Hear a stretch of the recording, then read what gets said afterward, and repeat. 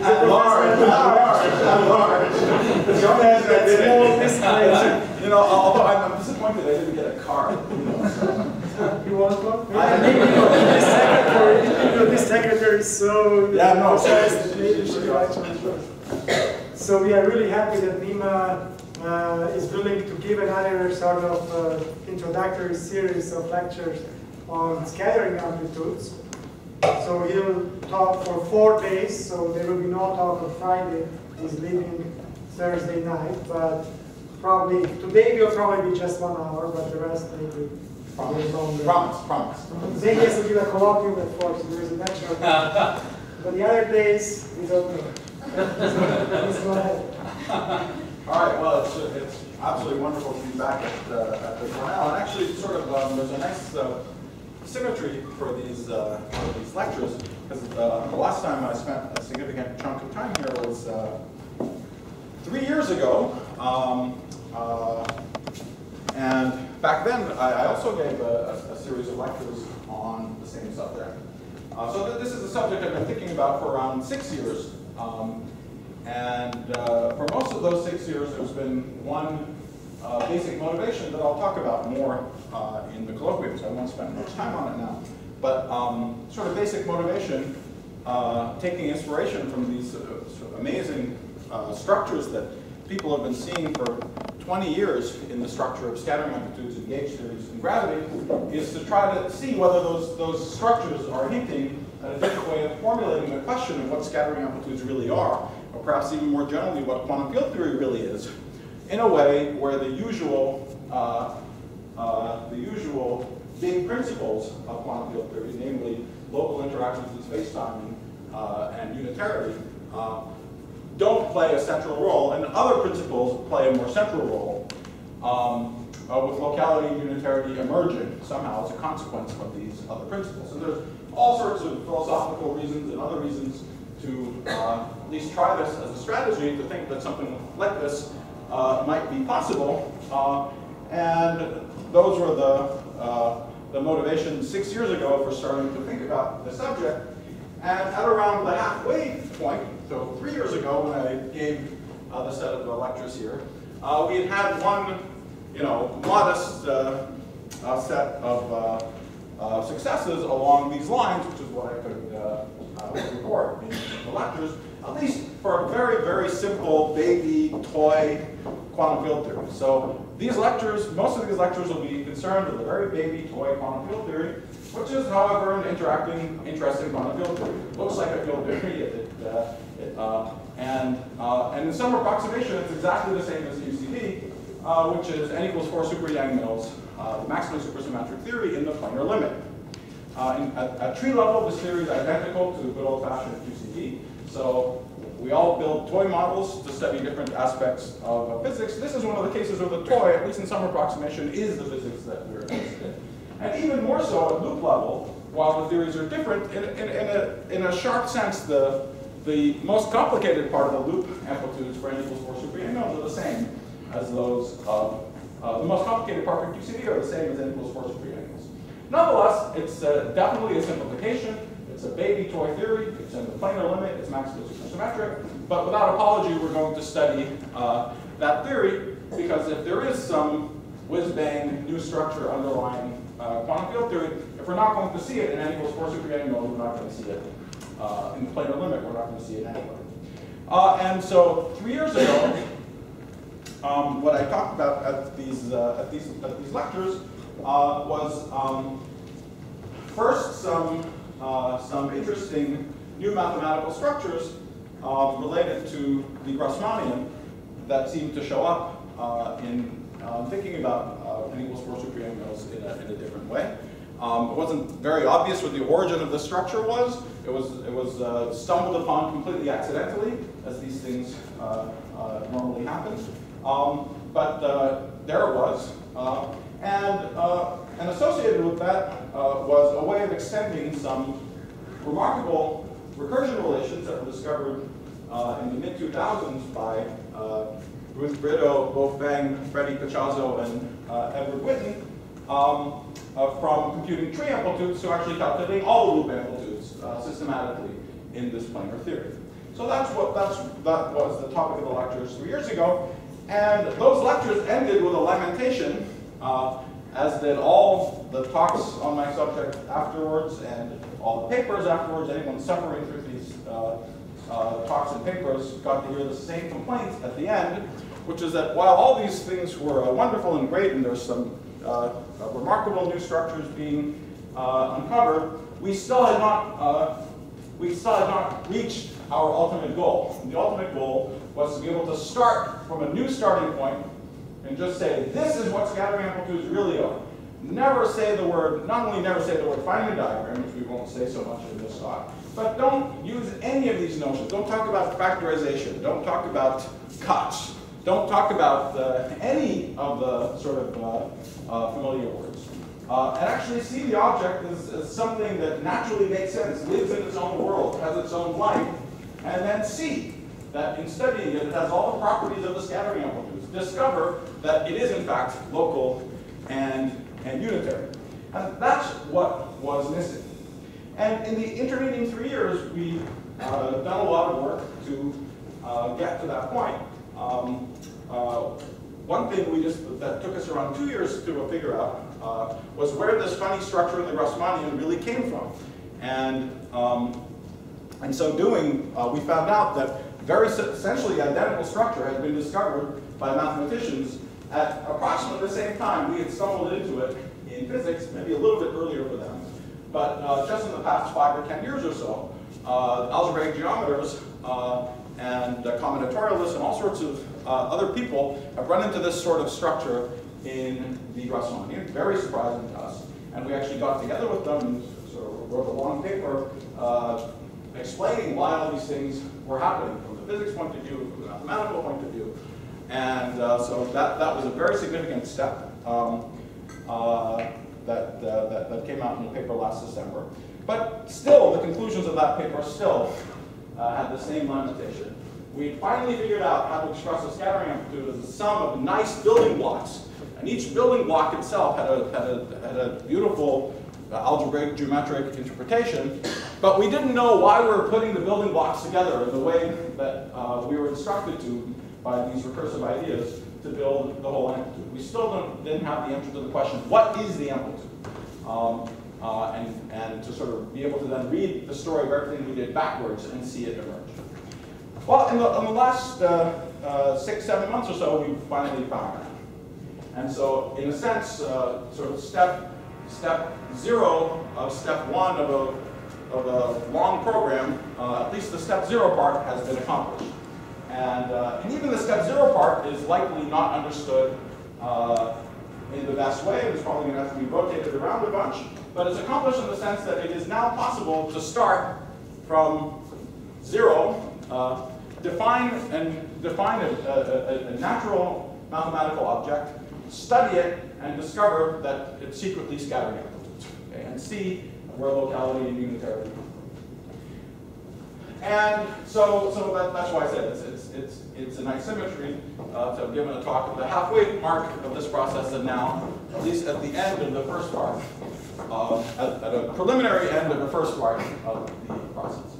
Now, I've given a number of talks on this on the subject in the past couple of months, and in many of them I say something like, if I had more time, or if I were braver, what I would actually do is just define this object first, okay, and then see where the physics comes from.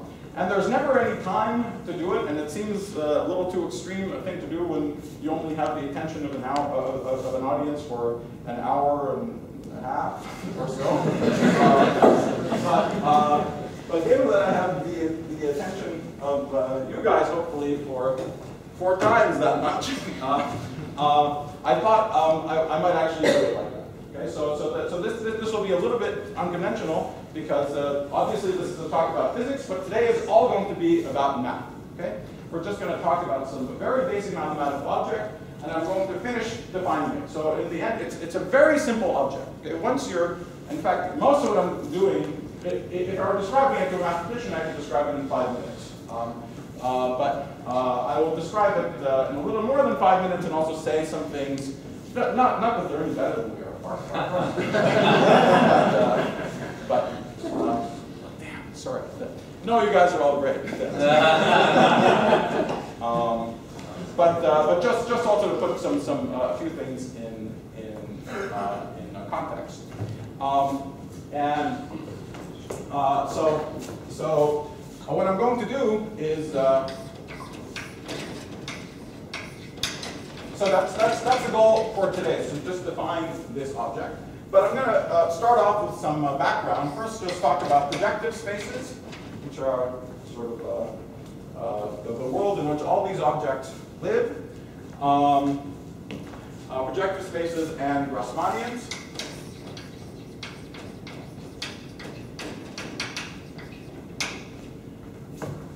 Then we'll spend quite a bit of time talking about triangles.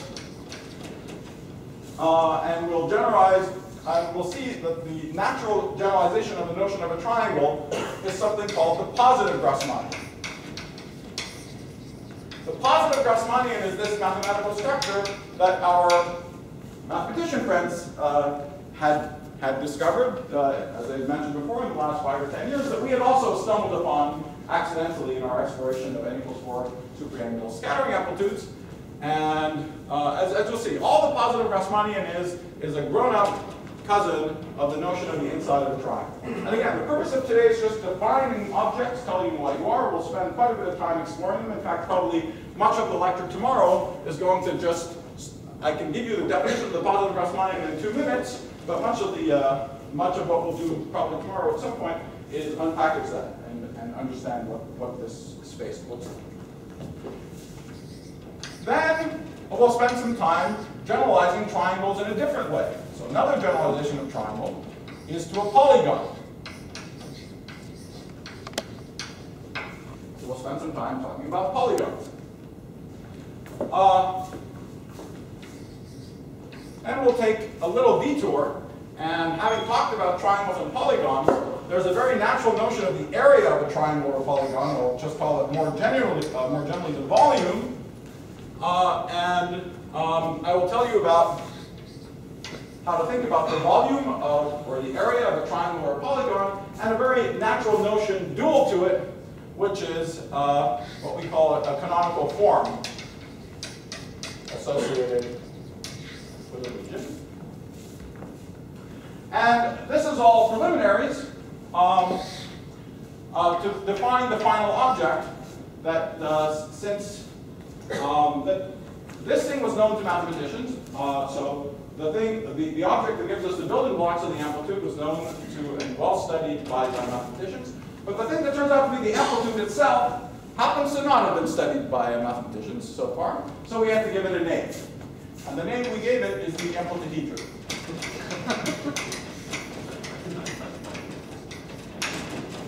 And the origin of the name is pretty obvious. It has something to do with scattering amplitudes. And yeah, the picture is that, just to tell you ahead of time what the picture is that the scattering amplitude is the volume of some region in some space. Okay? And there are different ways of representing this. If you want to actually compute the volume, you have to break it up into little triangles, little elementary building blocks. You have to triangulate it. Okay? But the amplitude is directly the volume of some region in some space. There are many ways of breaking it up into little triangles. Each one of those little triangles is associated with the building blocks of the amplitudes that we talked about before, ultimately deriving from the positive Grassmannian. Each one of those pieces corresponds to one of the terms in the recursive expansion of scattering amplitudes. But we now know what they're gluing into. We now know the question they're answering. The question they're answering is that they're the volume of the amplituhedron. And once I define what the amplituhedron is, we will then see the fact that this object is local and it's unitary is an intrinsic feature of the amplituhedron. It's something that you can discover just by studying its properties. And the fact that you can break it up in this way is very nice, it's very cool, it's very practical, but there are many other ways of doing it as well. The essential thing it is intrinsically defined. So I think what we'll manage to do in the next 40 minutes is just go through talking about these things and ultimately defining the amplituhedron, which is labeled by n, k, and loop order. And I'll tell you what those things are. So I'll define what the object is, and then we'll spend the rest of the lectures unpackaging it and talking about it. So what's the reason for naming? Huh? What's the reason for the naming? Well, because it has to do with amplitudes, but it's something like a complicated polyhedron. Okay. So once you specify the external data, then that specifies this intricate shape. If you have n particles and k of the gluons have negative helicity, k minus 2 of them,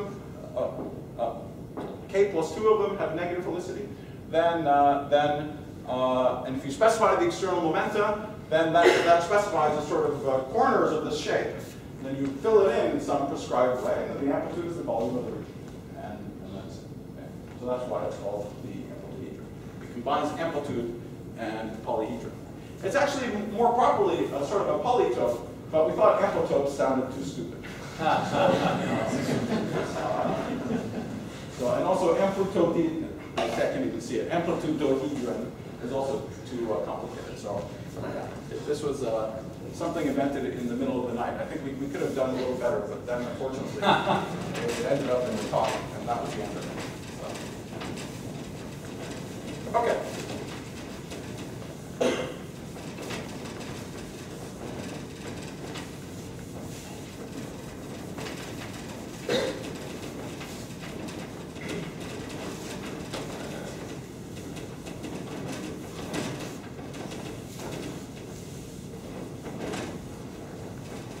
All right, so first let's talk about projective space.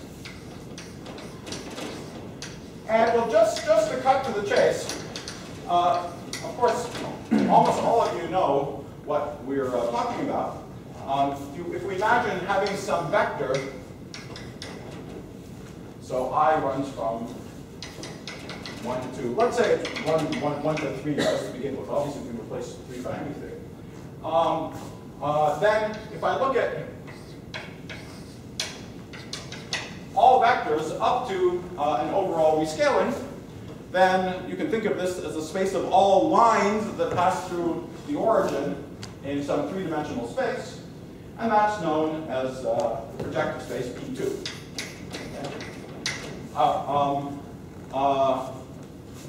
Almost everything we're doing in this talk is going to be real, so everything is, but for this purpose it could be real or complex, obviously. Okay. Now, this means that P2 is a 2-dimensional space. Why? Well, it looks like there's 3 degrees of freedom in Z, but I can get rid of one of them by this rescale. Okay? So for instance, if the top component of Z happened to be non-zero, I can always rescale it to 1. And if I do that, I'm left with Z is 1 and some little 2-dimensional Z sitting there underneath. Okay? So if I give you a collection of Zi, Z1, Z2 up to Zn, which are 3-dimensional vectors like this, modulo rescaling, the information in them is contained in just giving a bunch of points like that. Okay, just ordinary points in Euclidean space. Very simple. You can think of this as all the lines through the origin, and then you're intersecting them with some plane. Of course, you can move the plane around, and that intersects things in different ways. Now, projective geometry was invented in the 1500s by mathematicians who were trying to understand how to do perspective drawing. Okay.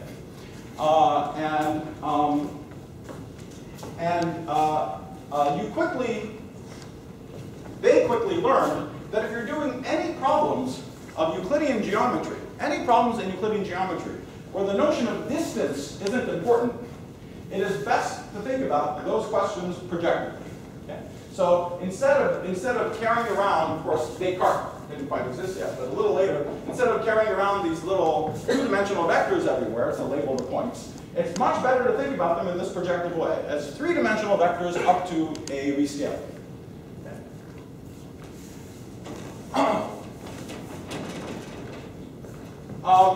And there's a symmetry under. So we can act on these Z's by 3 by 3 linear transformations, right? So GL3, general 3 by 3 linear transformations.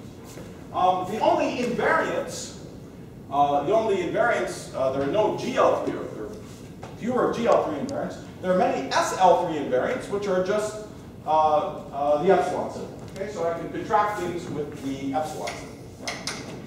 For example, by 3 of these guys, I can contract them with the epsilon symbol like this.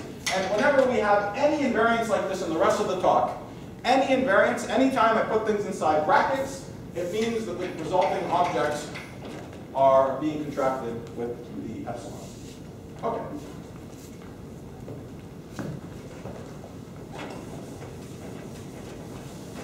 I'll make it maybe just a quick historical comment that will be fun for physicists, perhaps. Projected geometry is actually the earliest example, already in the 1500s, of a grand unified theory. Okay? What do I mean by that? You might ask a sort of a simple question. Let's say you're interested in all the transformations you can do on points on a plane, which have the property that they map straight lines into straight lines. Okay? Let's say you're interested in that. You want to map a straight line into some other straight line under linear transformation. So what are the obvious transformations that map straight lines into straight lines? One of them is translations. Okay? Obviously, translations map straight lines into straight lines. And also, general 2 by 2 linear transformations also map straight lines into straight lines. Okay? So there's two-dimensional translations, T2, and there's general 2 by 2 linear transformation. Well, I'll just take the unit determinant part, SL2. Okay? And these are the obvious symmetries that map straight lines into straight lines. But if you actually set up the general question, it's very easy to do infinitesimally. You look at small infinitesimal variations of the x's, delta x. So we have all the parameters here are infinitesimal. So we have a, I, that's a translation. We have bij, xj. Those are the 2 by 2 linear transformations. But you're not done. There's actually, you can actually find a quadratic term, which also has the property that it maps straight lines into straight lines. So T2 cross SL2 is not the most general transformation that maps straight lines into straight lines. In fact, it's the entire set of transformations that map straight lines into straight lines is in fact SL3. And this is something very easy to convince yourself of. Just an exercise for the graduate students is to convince yourself that the most general last thing that you can do is this quadratic variation. Okay. And there's nothing else you can do. Okay. So the most general set of transformations that map a straight line into a straight line is SL3. And these guys obviously fit inside 3 by 3 linear transformations. So what's special about T2 cross SL2? The T2 cross SL2 has another feature, which it maps parallel lines into parallel lines. So it has a notion of a parallel line. Right? Whereas under the general SL3 transformations, there's no parallel lines. If you have two things that look parallel under the transformation, they'll still be straight lines, but they won't be parallel anymore. Okay? And that's the essential novelty of thinking about projective space. You add infinity such that all lines intersect each other. And when all lines intersect each other, then there's a bigger symmetry. And the objects that looked distinct before, parallel lines and non-parallel lines, become unified. Right? So the group gets from a product group to a bigger group, and you add extra information, namely infinity, and unify things that didn't seem unified before. So this is almost literally like quarks and leptons in the standard model, with the addition of x and y gauge bosons, allowing you to see the bigger symmetry of SU5 and unifying with things that were not that were otherwise disparate. Okay.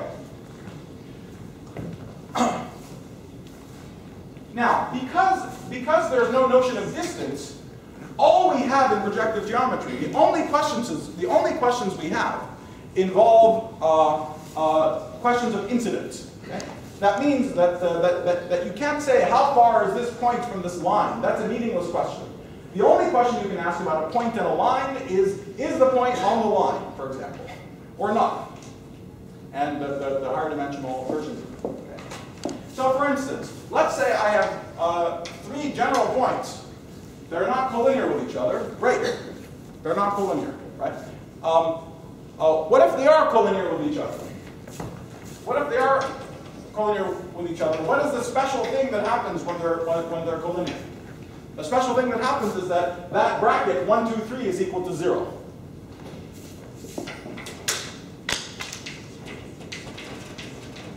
Right? Well, because if they're collinear, you can always write Z3 as Z1 plus some linear combination of Z1 and Z2, and therefore that 3 bracket vanishes. So all the questions are questions of incidence like this, and they all end up depending on manipulations involving these little determinants, these little brackets.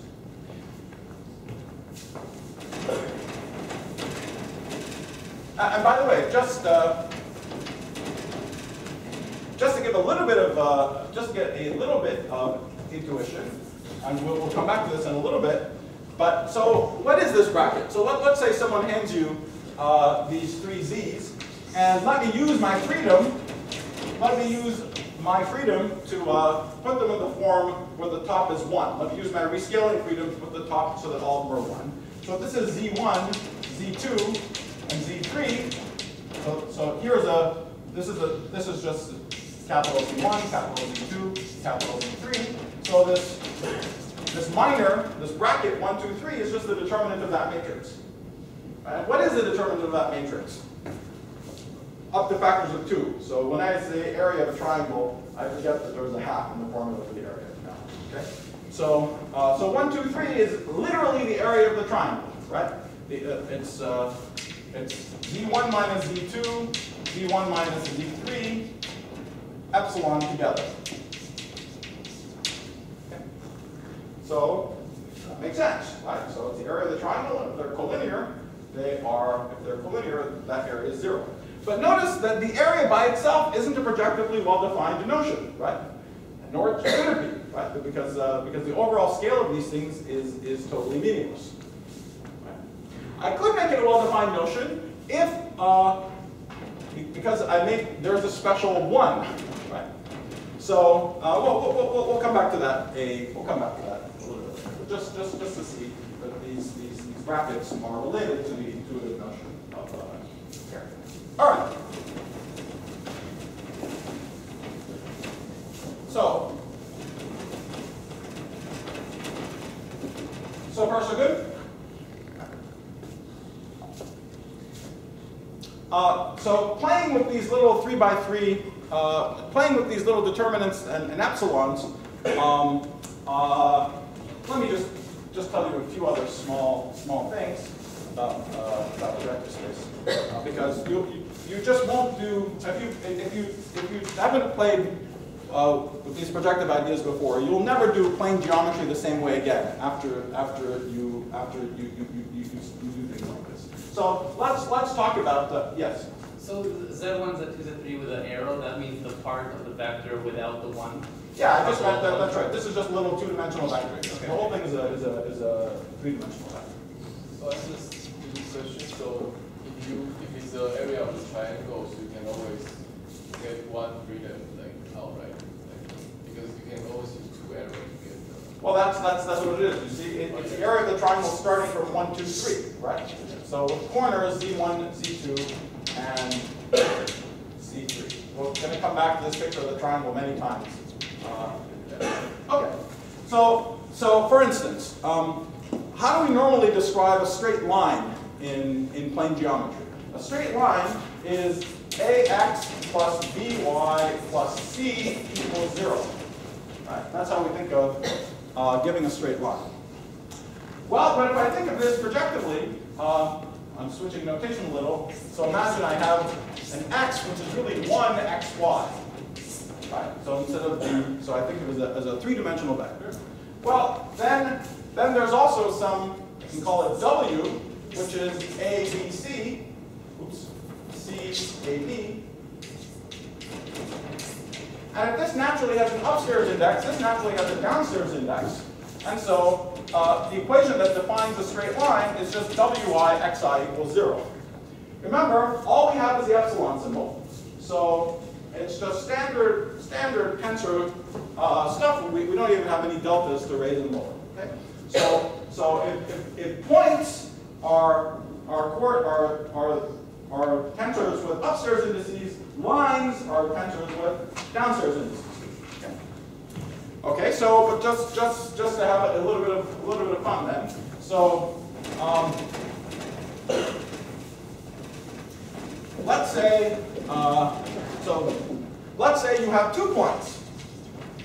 Here's a point x1 and x2. Okay. Now, what is the line that passes through x1, x2? Yeah, this is all trivial, right? We know how to do it. We write it down, slope, intercept, it's all trivial. But it's even more trivial when you think projectively. What could the line possibly be?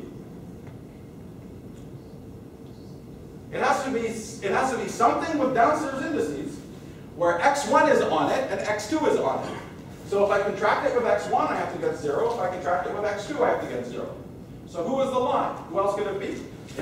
So the line 1, 2, which has to have a downstairs index, is just epsilon ijk, x1j, x2k. Something antisymmetric in 1 and 2. And obviously, x1 and x2 are both on this line w1, 2. Right? If I dot it into x1 or x2, it's equal to 0. Okay, so that's. But you see, it starts getting more fun now, because if you have 2 lines like that, another 2 points, and you want to know what is the intersection of those 2 lines meant out of those 2 points, then the intersection is just epsiloning these guys again. And then by shuffling around epsilon identities, it's trivial to write what that intersection point is back in terms of the original points that define the lines, and so on. So, I mean, this is all totally trivial plane geometry, but you don't ever have to think. Okay? Let me give you a small example where you have to think even less, and whereas doing it other ways might make you, at least you might be a little more scared. So, what is the equation for a conic? What is the equation for a general conic in the plane? By the way, this is all projected geometry 001, right? But just so you see, we're not going to actually need this business with the conic, but this is just so you see that this stuff is worth knowing. Okay, so here's a general equation for a conic.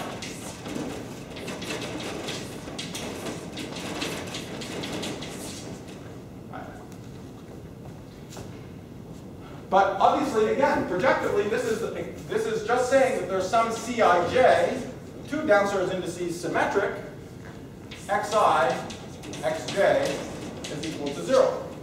Right? Okay. So a conic is just the 2 by 2 symmetric matrix with downstairs indices. Okay. So now let's have a little bit of fun. Let's say you have a conic. Here's a conic, an ellipse, some crappy ellipse. Now let's pick a point on this conic. Here's a point, x star, that's sitting on the conic. Right.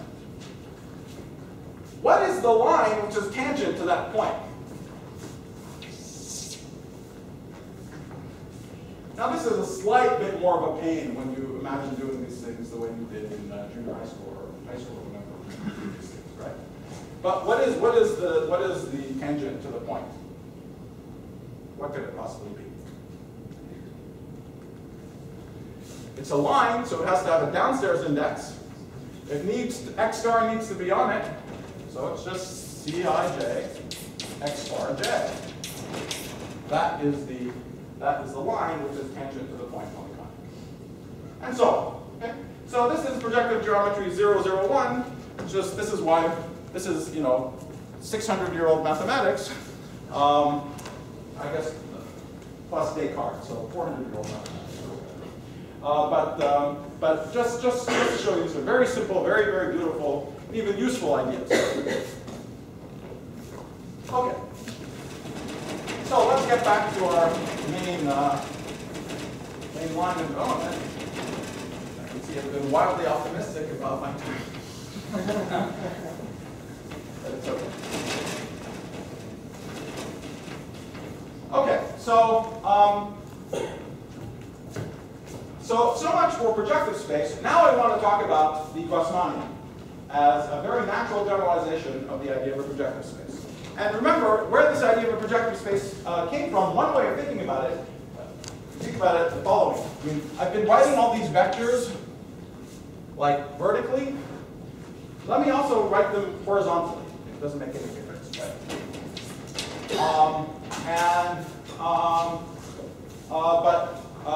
What really matters is that we have a bunch of numbers modulo GL1, modulo 1-by-1 linear transformations, which is just the overall rescaling. And one way to think about them is as a point in P2. Completely equivalent way of thinking about them is just the way we said to begin with, as a line passing through the origin in 3 dimensions. Okay. So if I give you a triplet, and I'm going to switch notation a little bit, if I give you a triplet of numbers, C1, C2, C3,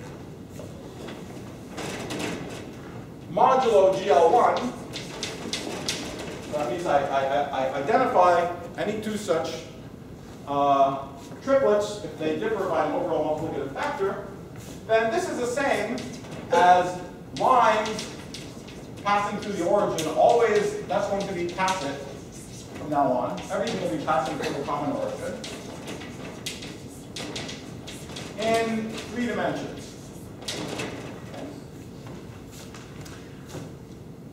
Now, the second you start thinking about the idea of lines passing through the origin in 3 dimensions, obviously I can think of lines passing through the origin in n dimensions. Okay? Now, I can think about 2 sets of lines. Here's one line. Here's another line passing through the origin in n dimensions. In fact, I can think not only of the separate lines, but I can think of the whole plane, some plane. I mean, instead of a line as a 1 plane, so I can think of a k-plane that's passing through the origin in an n-dimensional space. Okay. So that's what the Grassmannian is. It's the space of k-planes, again, passing through an origin in n dimensions.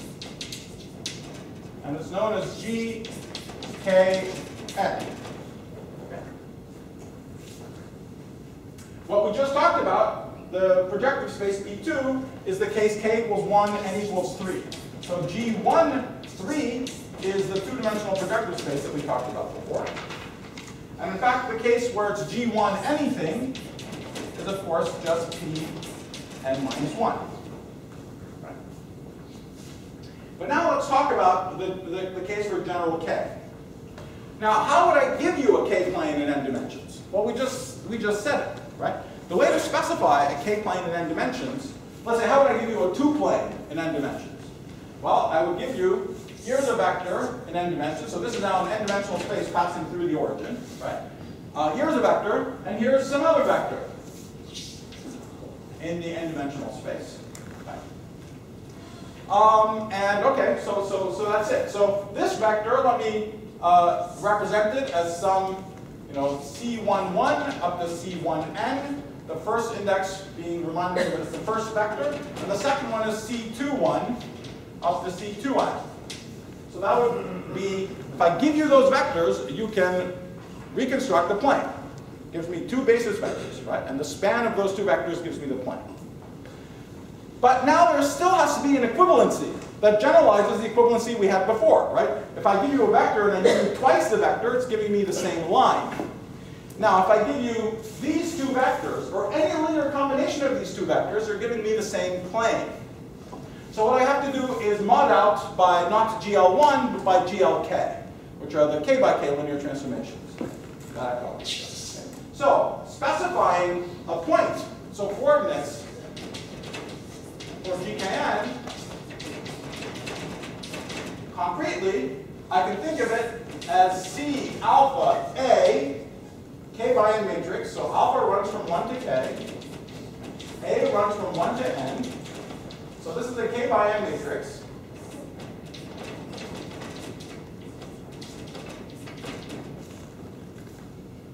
Okay? But anything, I have to identify, C is identified with L times C for any L in GLK. So it's K bilinear matrices modulo GLK. Is that clear? Okay, we can right away compute the dimension of the Grassmannian. So you define C as, okay, C is a C, the matrix minus. Yeah, so it's a K bilinear, I just gave you the components of the K bilinear matrix. So this is C11 of the C1n, CK1 of the CKn. I know that, but what's the next function? This is that C alpha A is identified with L alpha beta C beta A. Okay, so arbitrary K by K linear transformations. So in fact, there's a simple coordinate chart. This doesn't cover the entire Grassmannian, but a simple coordinate chart. I could pick any K of these up. So now let me tell you another way of thinking about it. So that way of looking at this K by matrix horizontally makes you think about a K-plane in n dimensions, right? Each one being an n-dimensional vector whose span gives you the space. You can also think about the same matrix vertically. Okay, if you think about it vertically, you have n k-dimensional vectors. So you have n points, n vectors in k dimensions, and you're modding out by GLK. So you're identifying any two configurations of vectors that differ only by K by K linear transformation, one with the other. Okay? And if we think in that second way, it's obvious that because I can do any K by K linear transformations I like, let me pick some K of them that span the whole space, K of the n, and then I can always shove them to the identity. I can always look at some basis, 1, 0, 0, 0, 1, 0, etc. Okay? So let's say it so happens the first K of them have that property, just to pick something. Then this is a particular gauge fixing of the GLK, and it gives me a particular coordinate chart, a part of the Grassmannian, where it looks like 1, 0, 0, 0, 1, 0, 0, and so on. A K by K block, 1, so this is K, and that's K. And then the rest of it is just everything is generic. Okay. So those are nice coordinates. And we can also see the dimensionality of the Grassmannian is k times n minus the k squared from the GLK, so it's k times n minus k.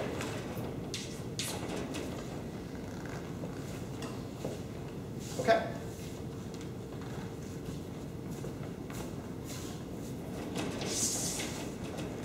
Now, you'll notice that there's an obvious symmetry of that dimensionality between flipping k and n minus k. So why is that? Well, that's because there's a very natural identification between a k-plane in n dimensions and an n minus k-plane in n dimensions. Roughly speaking, you have the k-plane in n dimensions and its orthogonal complement. Okay. And so for every k-plane in n dimensions, there's this natural complement. And so we have that notion. We have the k-plane in n dimension C, which is in GKn. And so there's a natural complement, which is in Gn minus k.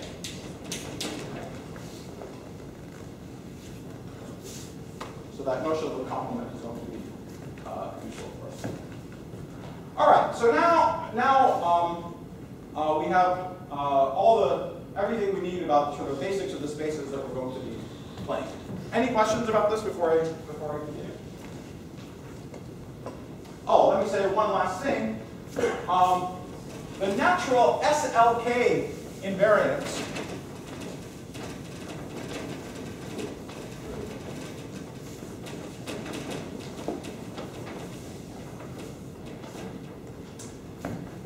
so if I have this k by matrix that I can think of as my k n-dimensional k-dimensional vectors C1 through Ck, the natural SLK invariants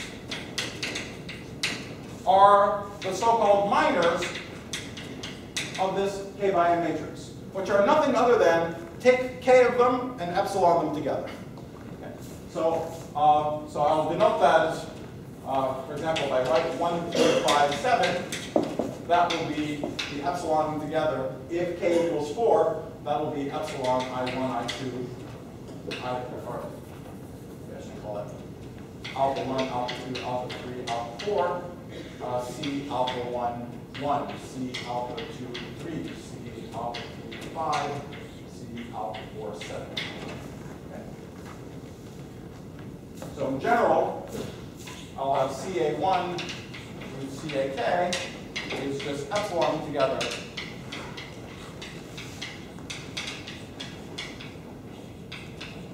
And these are the SLK invariants. So these are almost invariant. So anything we do with the Grassmannian, it had better involve objects like this. Okay. So for instance, if I say that I have some matrix, I have some point in G37. Okay, so you think of it as 3 planes in 7 dimensions.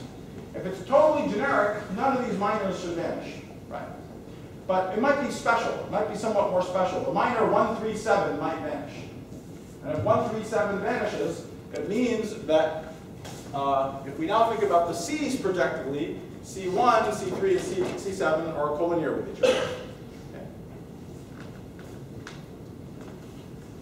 Okay. Okay.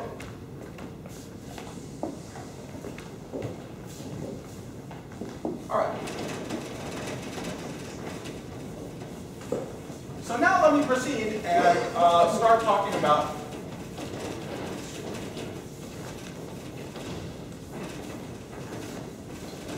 triangles and the positive Grassmannian. And this much I can do in my remaining allotted time.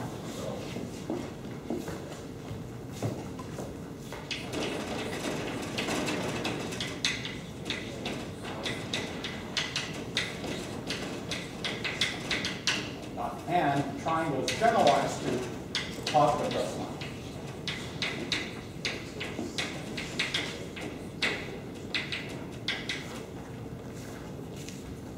All right. So let's talk about a triangle.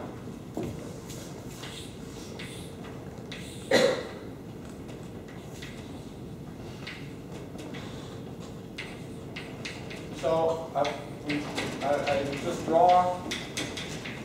I give the coordinates Z1, Z2, and Z3.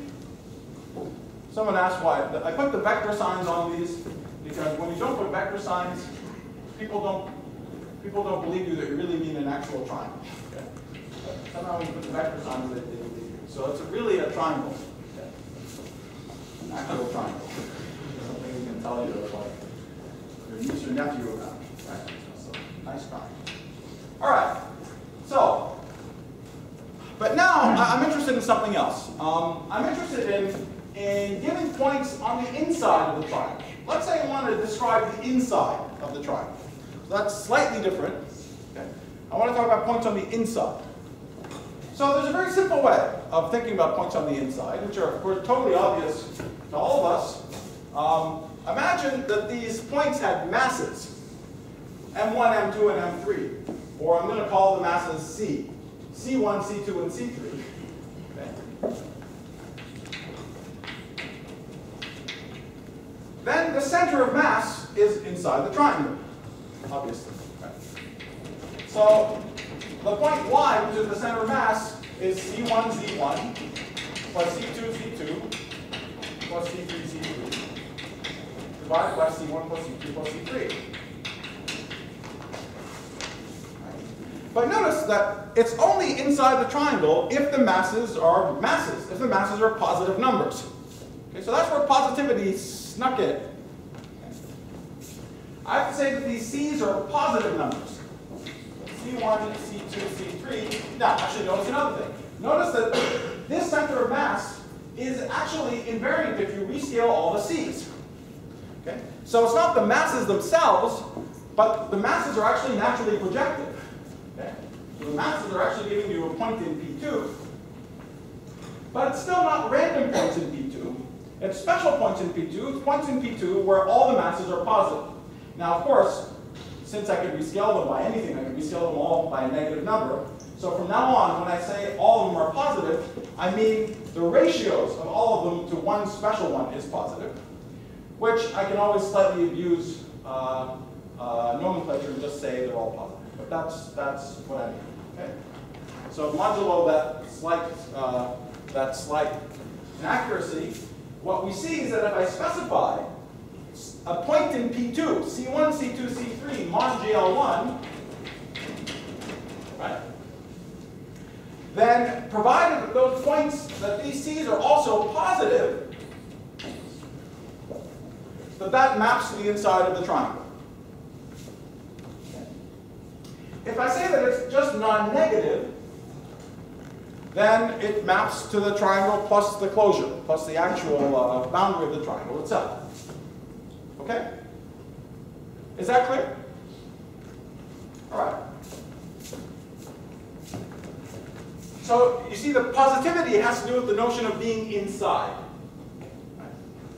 Now, before we generalize, note that I can write this in a much nicer way projectively.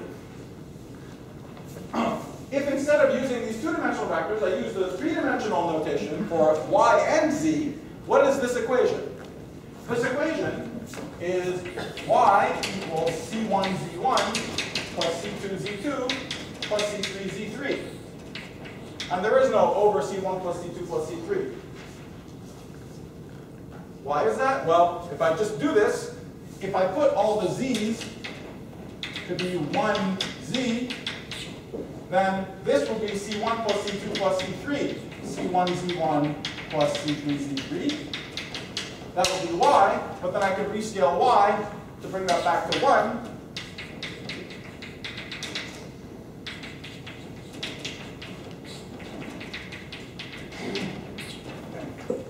So this is another example of how it's nicer to do things projectively. Okay. So projectively, this is the notion of center of mass. Okay.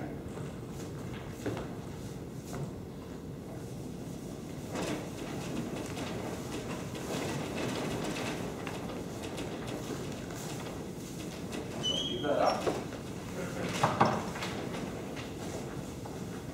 But what we also see then is, I'll repeat, that if you're given some C1 through C3 mod GL1 with all the C's positive, this is inside of triangle.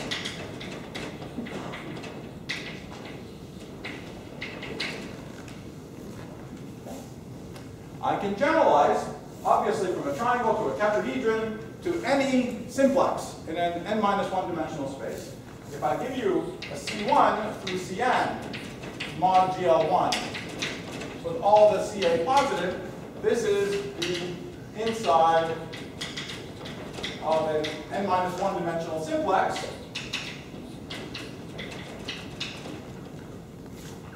Right.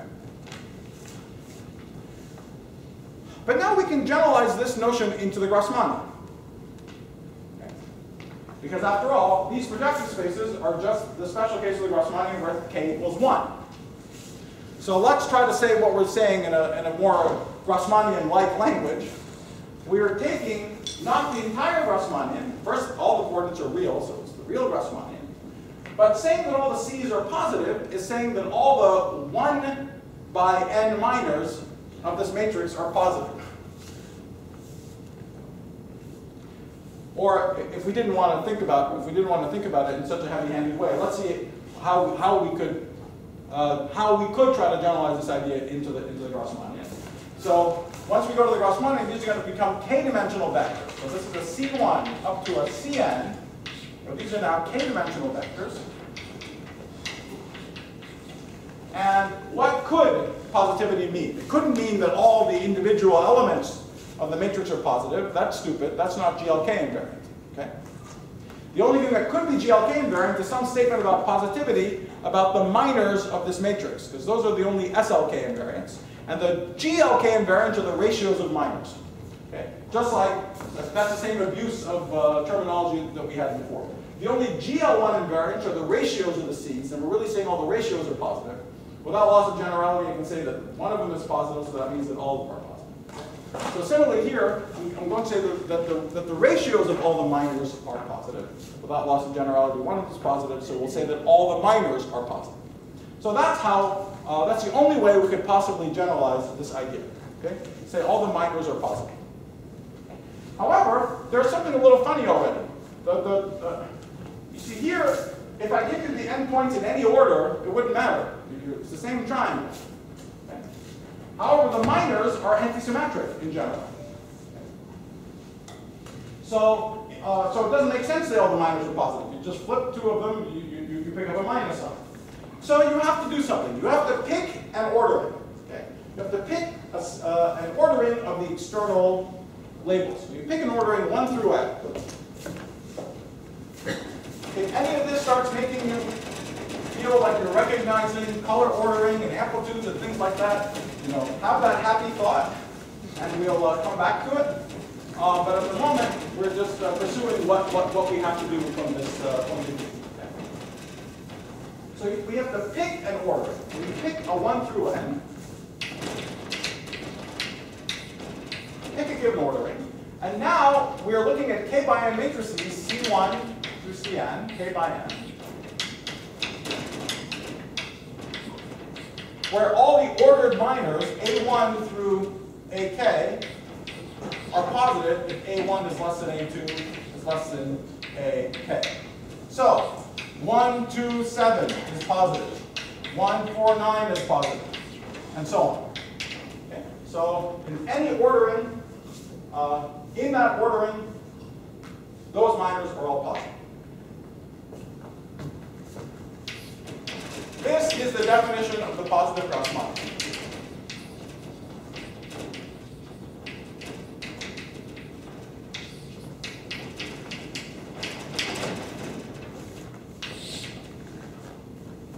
Okay?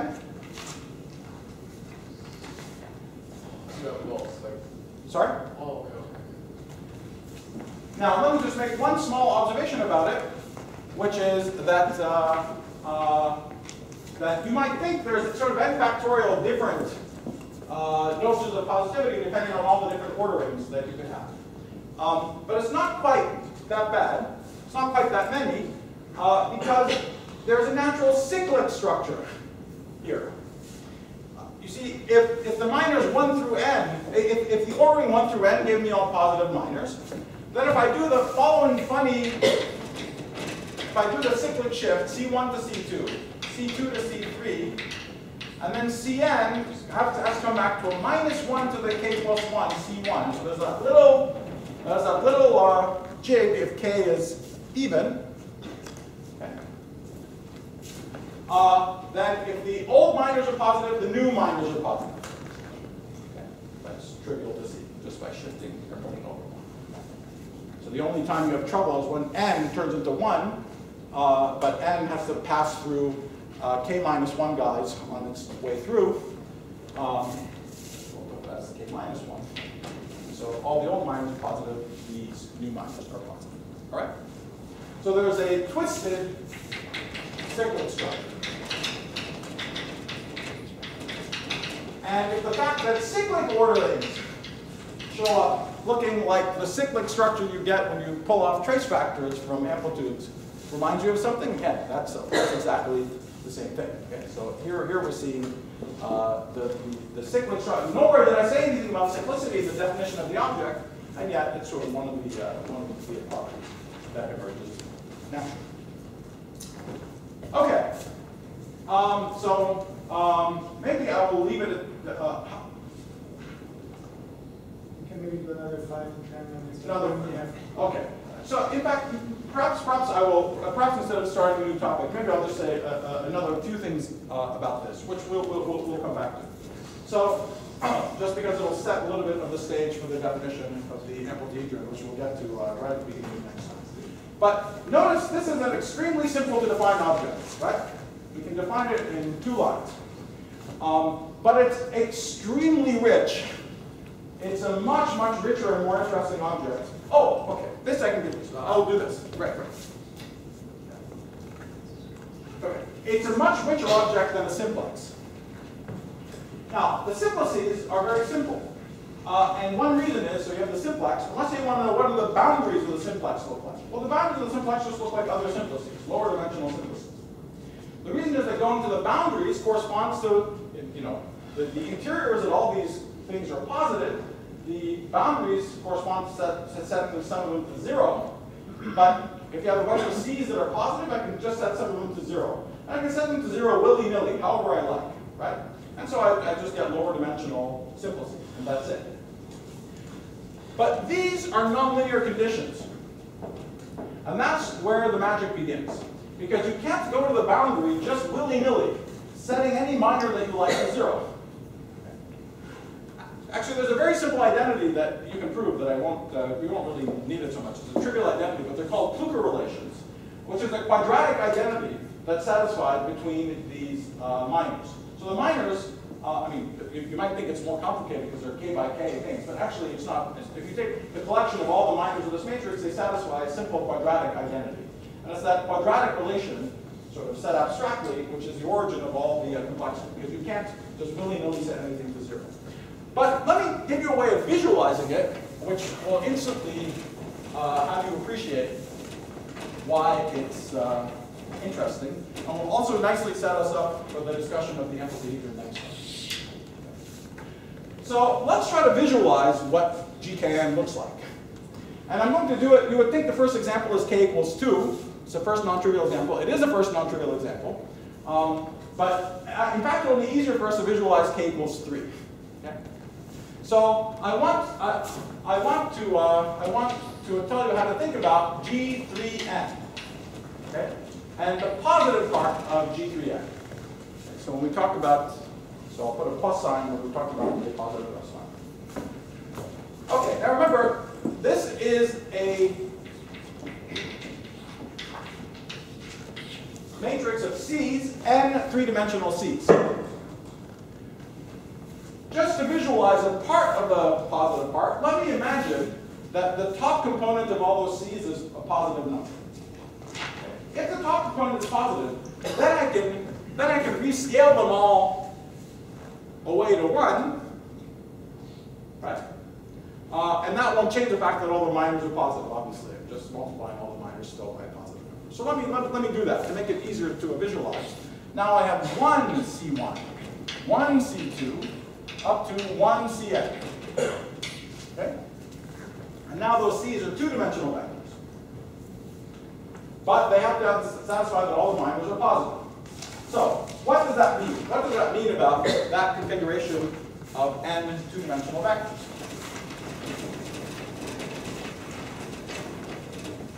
Well, let's say, I mean, you wouldn't expect that a random collection of two-dimensional vectors, here's C1, C2, C3, C4, C5, C6, C7, you wouldn't think that a random collection of two-dimensional vectors, oops, I can't even label them, 3, 4, so random, 5, 6, 7, okay, 8, okay.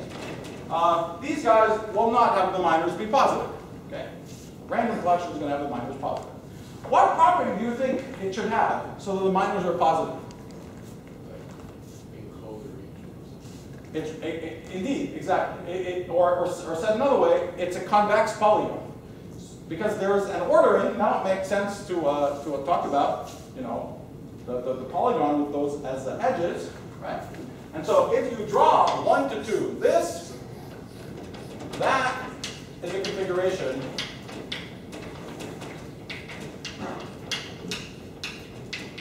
This is a configuration of vectors in the positive part of G37, right?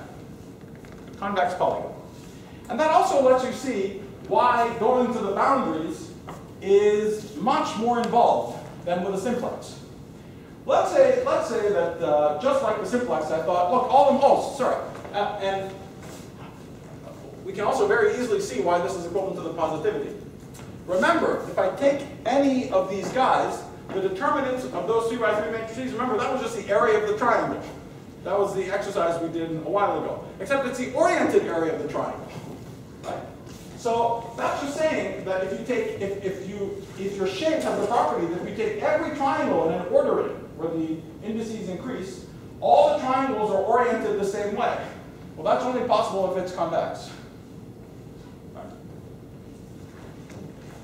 But you also see that it's pretty cool, because this is something you could teach Mathematica. Right? If you handed Mathematica like a whole bunch of two-dimensional vectors, you want to know, are these guys convex? If I didn't know this, I don't know how I would do it. You know, there are other ways that you could do it. But the official definitions of convexity are a little different. This is a very practical thing that you could do. You could just say, oh, here are the vectors. Let me just shove them in these, make this 3-bind matrix. I just compute all the minors. If all the minors are positive, then it's convex. How do you imagine it in K? Sorry? How do you imagine it in K? Well, so this is K equals 3 and N equals 7 in this example. Yeah. All the examples we were doing here was in G3N. Yeah, I know. Yeah. I just want to ask, like, if you imagine the K is like arbitrary number. Well, that's actually interesting, because as we go to higher, let's say we have 4-dimensional vectors, 5-dimensional vectors, then it's not even so obvious what you want to mean by convexity, given the vertices of the points. It goes up and down in some crazy way. What do you mean by the inside in that case? That's the point. This notion of positivity generalizes. Okay? In this familiar case, it's the same as convexity. In general, it is another notion which generalizes away from it. Okay, so and that's going to be very useful for us. we can use this to define. Well, that's what we're going to use. Okay, but that's for next time. For now, I just want to end by showing you why it is that the space is so much richer.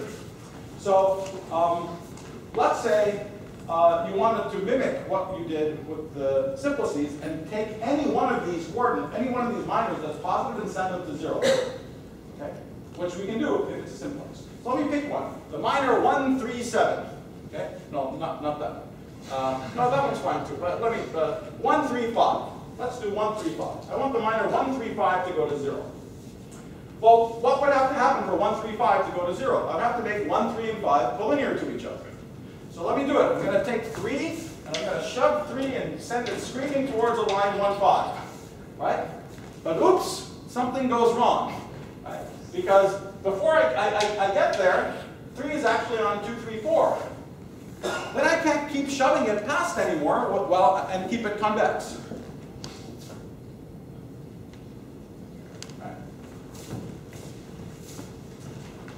So actually, what I can do, so that I can get it to be 2, 2, 3, 4. So first I have to set 2, 3, 4 to 0. Now this is seeing something geometrically. Algebraically, what's happening is that we have these quadratic relations between the minors, and those quadratic relations have something positive equal to the sum of 2 other positive things. So you can't set the left-hand side equal to 0 without setting the things on the right to 0, for example. Okay. We're just seeing it more. More geometrically. Now, once we get here, there's all sorts of other things we could do. Of course, we could make other guys collinear. Or now that 3 is on 2, 4, I can send 3 to sit on top of 2. Okay. I can do all kinds of things. So it's the moduli space of all degenerations of a convex polygon. Okay. Is G3N in this case, right? But already in this example, you see something interesting come up. Even though we didn't say it in the definition of the Grassmannian, of the positive Grassmannian, we just said all the minors are positive. But something about consecutive neighbors starts emerging, right? I can't take random guys and make them collinear, but I have to start putting guys that are next to each other, make them collinear, and then keep going from there, right? So that should just give you a sense that the positive Grassmannian is a much, much richer object than normal simplices. Now, in fact, it's such a rich object that and probably next time after we finish describing the amplitude, I'll tell you something about the positive Grassmannian. But the content of our joint paper with the mathematicians in December is that all the faces of that positive Grassmannian contain all the information you need to calculate the scattering amplitudes in n equals 4 degree angles, any loop order. Okay. And what these two things have to do with each other should not be obvious to you. Okay? Should not be obvious to you. But that's how rich the phase structure of the positive Grassmannian is. It's in fact equivalent to all scattering amplitudes, all the building blocks of scattering amplitudes in n equals 4 super Yeagans, which I will tell you. And actually, on top of, and it turns out that the entire story, this entire structure has to do with the new pictorial way of thinking about permutations.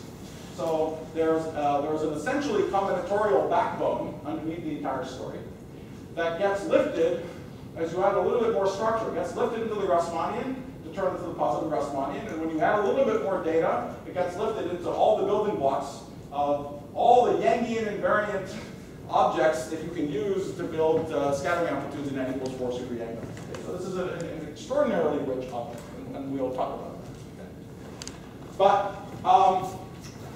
But that's just unpackaging that little statement that I showed on the left. So what we'll do next time is just think a little bit more. We'll go back to the triangle, and we'll generalize the triangle in one more generalization. We'll think about polygons rather than just triangles. And generalizing, doing the analog for polygons that we just did for triangles, will take us from the positive Grassmannian, which is the story of the building blocks of the amplitude, to the amplituhedron, which is the amplitude itself. And again, it will be equally simple to define. It will be just slightly longer than the definition of the positive Grassmannian. But as for the positive Grassmannian, if you want to unpackage it, it's going to take some work and some study. Also, unpackaging the amplituhedron takes some work and some study, and that's what the rest of the lectures will be about.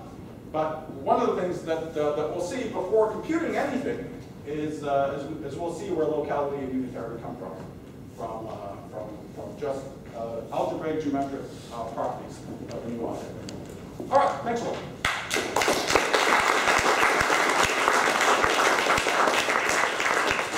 So I guess we'll meet here at the same place tomorrow at 2. We have a little bit more time tomorrow. Tomorrow you only start at 5, so you can go before whatever. 4:59. Okay, same place tomorrow at 2.